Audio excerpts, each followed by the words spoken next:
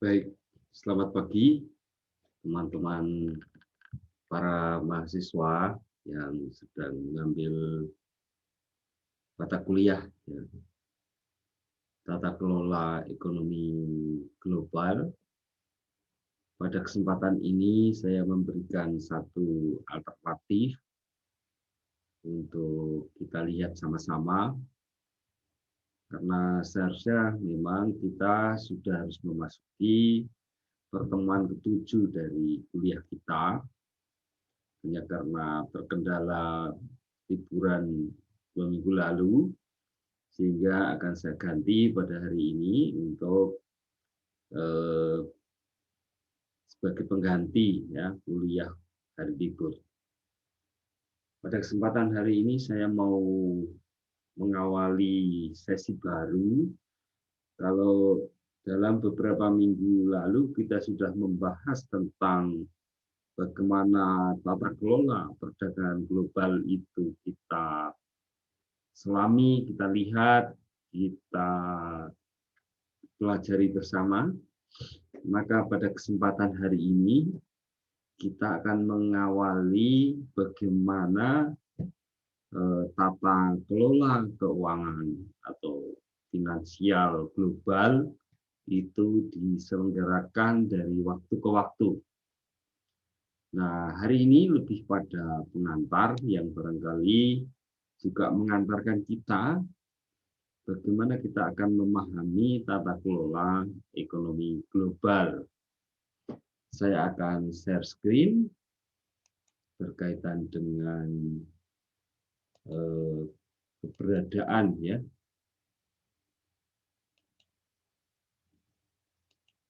keberadaan IMF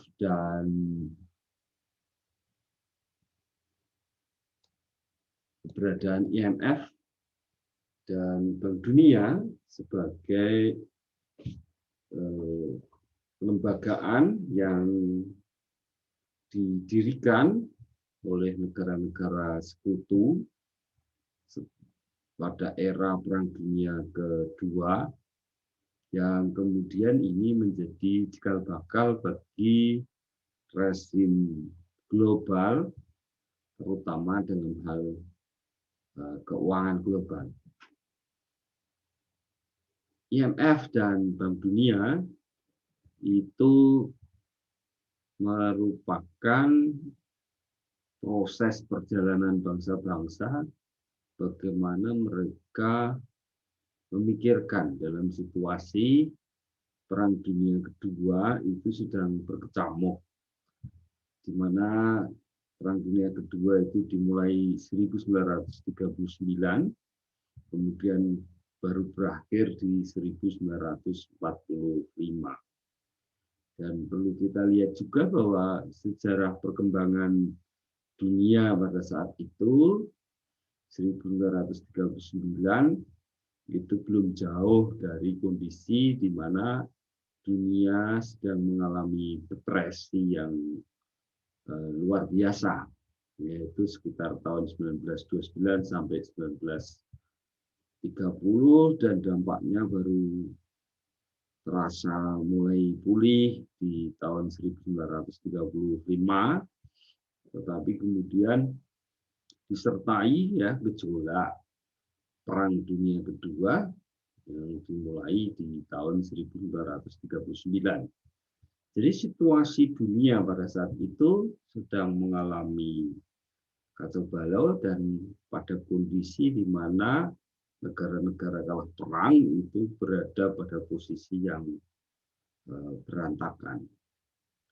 Nah, dalam situasi seperti itu, maka negara-negara sekutu yang merupakan bagian dari negara-negara yang berkuasa di dalam peperangan itu memulai ya konferensi tingkat tinggi berkaitan dengan keuangan dan pembangunan yang diselenggarakan di Bretton Woods, New Hampshire di Amerika Serikat sana, yang kemudian menelurkan sebuah sistem yang dikenal sebagai sistem Bretton Woods.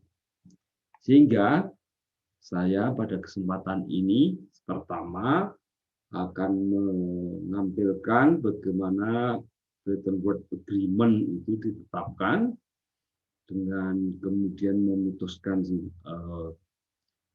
fixed currency exchange rate atau nilai tukar uang yang tetap dan ditambahkan dengan standar emas. Nah, ini nanti kita bicarakan lebih jauh tentang standar emas ini.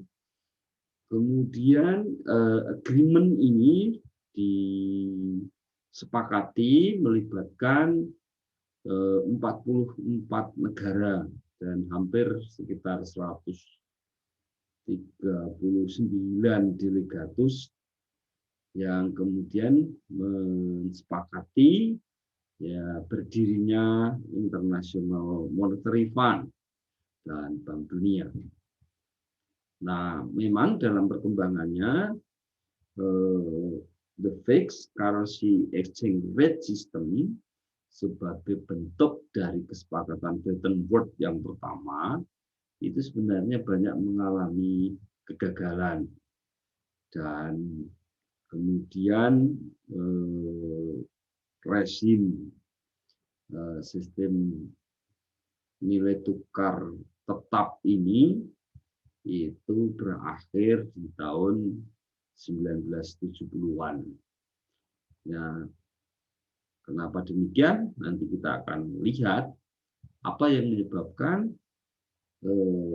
sistem ini itu tidak bertahan dan cenderung diingkari sendiri oleh negara-negara yang bersepakat. Nah, bahwa memang dalam sistem nilai tukar ya uang yang tetap itu harus dicatat bahwa memang memiliki stabilitas yang sangat tinggi dan dengan cara inilah sebenarnya stabilitas itu bisa dipenuhi. Tetapi bahwa ada hal-hal yang menyebabkan ini tidak bertahan. Nanti kita akan jelaskan kemudian sampai hari ini kan kemudian upaya-upaya untuk kemudian mengubah rezim perdagangan atau rezim pertukaran nilai tukar rupiah, nilai tukar uang antar negara itu kemudian lebih banyak diambangkan di mekanisme pasar. Ya, meskipun juga masih ada tambatan yang biasanya tambatannya itu adalah dolar. Maka biasanya kita lebih sering membiasakan diri untuk mengonversi nilai rupiah dengan mata uang dolar. Ini karena pada saat ya IMF mengalami kesulitan di dalam membuat ya standar nilai tukar antar negara, apalagi dengan standar emas sebelumnya itu menghadapi kesulitan dan kemudian sejumlah negara juga merasa dirugikan bahkan termasuk Amerika sendiri yang kemudian ikut membatalkan rezim nilai tukar tetap ini. Nah kemudian dipaklah dengan dolar.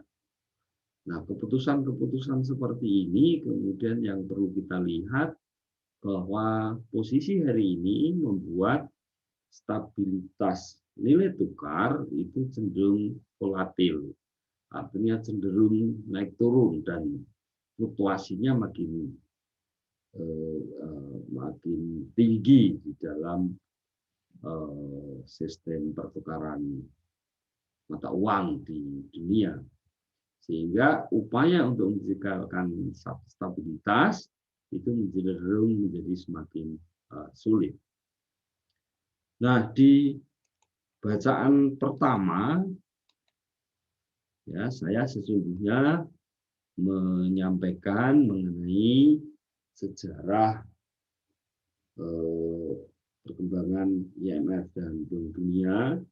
Silakan nanti dibaca di dalam silabus Anda itu, di mana memang seperti yang saya sampaikan tadi dan mungkin sedikit koreksi ada sebanyak 44 negara sekutu yang hadir pada konferensi tingkat tinggi puncak konferensi Bretton Woods ini, dan 730 delegasi, jadi bukan 139 tapi 730 delegatus yang mewakili kesepakatan tentang keuangan dan moneter Perserikatan Bangsa-Bangsa. Nah, perjanjian Bretton Woods dicapai dalam pertemuan KTT tahun 1944 tadi, dan setidaknya mensepakati dua hal, yaitu penggunaan standar emas untuk menciptakan nilai tukar mata uang tetap. Kemudian yang kedua adalah perjanjian tersebut juga memfasilitasi pembentukan struktur yang sangat penting dalam dunia keuangan, yaitu IMF dan Bank Internasional untuk Rekonstruksi dan Pembangunan, atau biasa dulu disebut sebagai IBRD yang sekarang dikenal sebagai Bank Dunia. Nah, tentang IMF, nilai tukar dan standar emas di dalam sistem Bretton Woods disebut sistem karena ini seperangkat aturan dan kebijakan yang terpadu yang menyediakan kerangka kerja yang diperlukan untuk menciptakan nilai tukar mata uang internasional tetap. Yang pada dasarnya perjanjian tersebut meminta IMF yang baru saja dibentuk untuk menentukan nilai tukar tetap untuk mata uang di seluruh dunia. Nah, standar uang yang menjadikan emas sebagai acuan dalam menentukan nilai mata uang yang berlaku di suatu negara. Jadi emas juga dijadikan sebagai dasar untuk menentukan nilai tukar dengan mata uang negara lain dalam melakukan transaksi. Jadi sistem standar emas itu apa?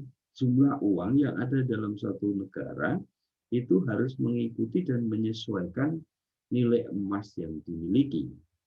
Dengan begitu pemerintah dapat mencetak uang kertas untuk diedarkan kepada masyarakat atau jumlah uang yang beredar, tetapi harus ditambahkan bahwa pemerintah juga punya cadangan emas yang nilainya kurang lebih sama dengan jumlah uang beredar itu. Nah, ini kemudian pemerintah juga perlu menjaga agar persediaan emas negara itu tetap berada dalam jumlah yang mencukupi untuk melakukan transaksi jual beli. Nah, mendukung mata uang dengan standar emas itu kemudian mulai menjadi masalah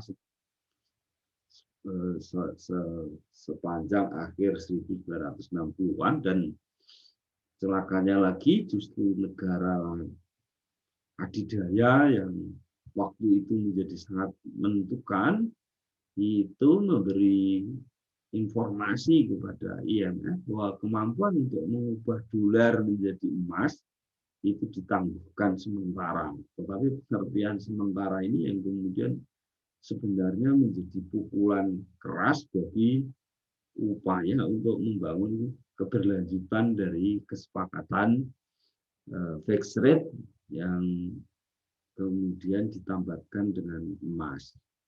Nah, akhirnya pada tahun 1973 hampir semua mata uang itu mengambang relatif satu sama lain, ya, sehingga kemudian standar emas itu mengalami keruntuhan.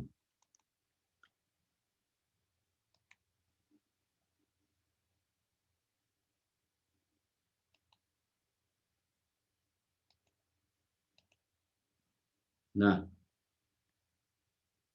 meskipun kemudian posisi kesepakatan yang pertama ini mengalami kehancuran, ya, berantakan, tetapi KTT dan kesepakatan Bretton Woods bertanggung jawab atas sejumlah aspek penting dalam dunia keuangan, karena alasannya bahwa dalam skala yang lebih besar perjanjian tersebut menyatukan negara-negara sekutu yang terdiri dari 40 negara di seluruh dunia dan mereka saling membantu untuk menyelesaikan krisis keuangan global yang berkembang pada saat itu. Yang kedua, bahwa ini membantu memperkuat ekonomi dunia secara keseluruhan dan memaksimalkan keuntungan dari perdagangan internasional. Ketiga, dan barangkali ini yang terpenting, yaitu bahwa akhirnya bagaimanapun juga kesepakatan Bretton Woods itu sudah mensepakati pembentukan IMF dan Bank Dunia, yang pada akhirnya yang keempat, institusi ini tetap penting sampai hari ini bagi ekonomi global. Ini yang saya kira menjadi cikal bakal dari institusi penting di dalam tata kelola ekonomi global.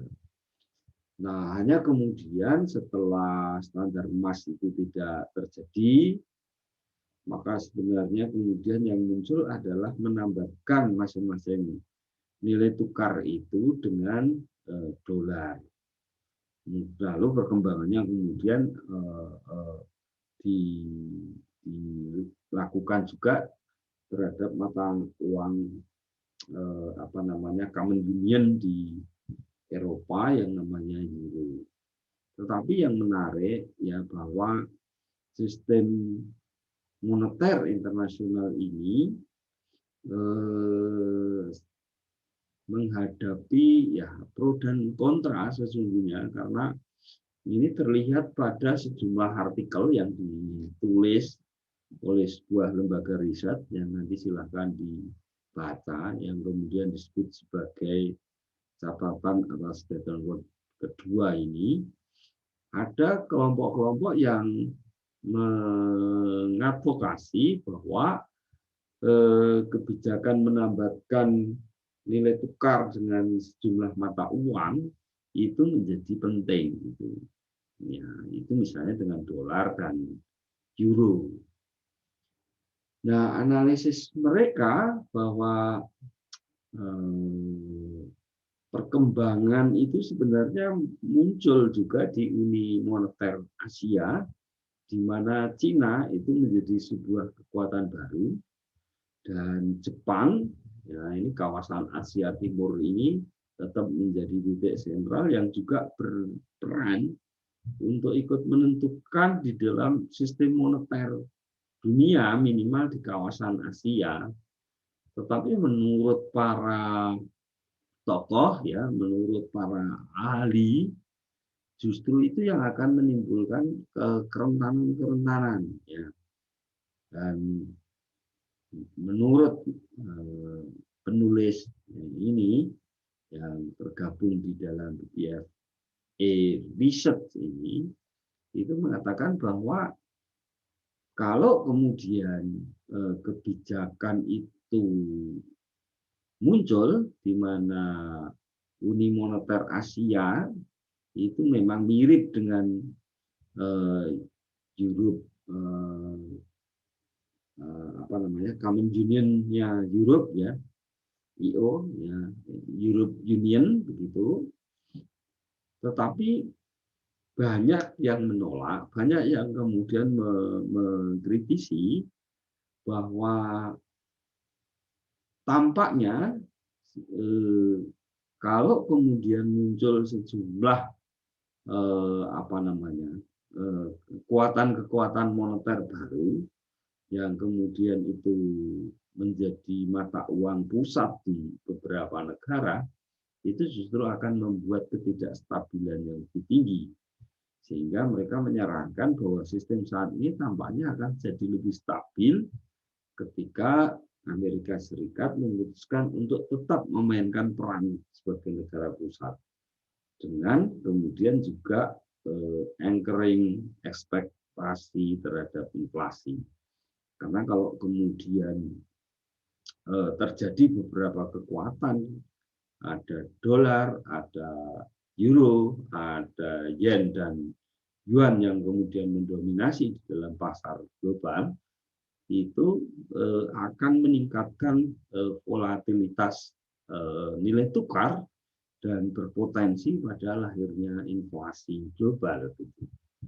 Nah, ini yang barangkali perlu dibaca di dalam konteks Bretton Woods 2 ini, karena kemudian juga sejumlah ekonom ya di beberapa negara, termasuk di Amerika sendiri, bahkan muncullah isu-isu yang lain bahwa IMF sebagai sebuah lembaga pengaturan yang berbasis atau pengaturan global dalam berbagai kesempatan itu memang menerima banyak pujian sebagai bahwa sistem ini itu menjadi kekuatan yang menopang sistem internasional yang berbasis aturan, dan itulah yang akan menjadi kunci bagi kemakmuran dan keamanan global itu. Bahkan Cina pun ikut melegitimasi bahwa tatanan ekonomi yang berbasis aturan di bawah sistem moneter IMF dan Bank Dunia itu akan memberikan manfaat pada perdagangan bebas dan globalisasi. Tetapi sikap ini itu setengahnya menjadi mentertawakan Amerika karena popularitas dolar yang begitu kuat itu justru menghasilkan sejumlah kerentanan bagi Amerika sendiri. Sehingga misalnya Trump juga mengatakan inilah saatnya memulai pembentukan sistem moneter internasional yang baru, sehingga ada kekuatan politik, ekonomi, dan hal yang lebih strategis untuk terciptanya sistem moneter internasional baru itu. Nah, kenapa itu dikatakan? Karena justru Amerika dengan popularitasnya bahwa mereka menjadi memiliki privilege untuk mengeluarkan mata uang yang dominan di dunia, tapi seringkali juga ada hal yang tidak dijamin integritasnya, bahkan popularitas dolar itu justru menghasilkan risiko keuangan, di mana penggunaan uang negara di Amerika secara luas, kemudian menyusun derivatif yang kompleks, kemudian untuk denominasi utang pada para peminjam asing, menyiapkan ekonomi Amerika itu pada kondisi yang benar-benar tak terduga. Kerugian finansial dari default regional yang dipicu oleh lonjakan nilai dolar terhadap mata uang lain itu akan berdampak pada lembaga bank dan non-bank, dan pada gilirannya membatasi ketersediaan kredit bagi peminjam domestik itu sendiri. Jadi ada banyak hal yang secara domestik di Amerika sendiri itu dirugikan karena kerjasama regional yang membuat perbankan mereka dan lembaga-lembaga non-bank itu lebih dominan untuk memfasilitasi masyarakat asingnya mereka gitu. Nah, ini membuat kerentanan tersendiri bagi Amerika yang dominan di dalam memanfaatkan uang itu. Nah, silahkan itu dibaca di dalam teks dan akan kita bahas dalam pertemuan setelah ujian tengah semester. Nah, demikian pengantar saya. Mudah-mudahan teman-teman mahasiswa tetap dalam kondisi sehat dan bisa mengikuti ujian tengah semester yang nanti akan saya umumkan segera apa yang akan dilakukan pada ujian tengah semester. Tetap sehat bagi Anda semua dan salam Indonesia Raya.